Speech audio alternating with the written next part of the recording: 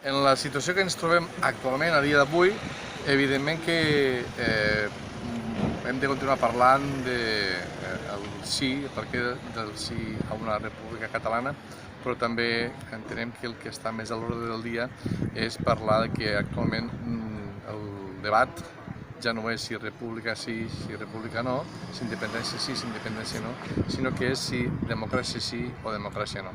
Estem assistint d'una manera gairebé continuada i amb molta perplexitat per gran part de la societat catalana a una contínua laminació no ja de les llibertats i els drets fonamentals de la ciutadania catalana, sinó dels que són els propis principis democràtics, entès que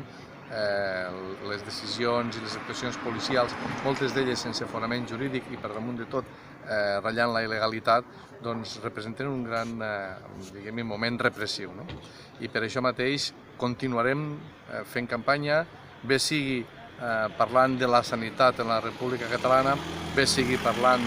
dels equipaments culturals, del treball, dels equipaments socials o d'una manera ja molt directa parlant de la qualitat democràtica que s'està demostrant que l'estat espanyol no en té gens ni mica.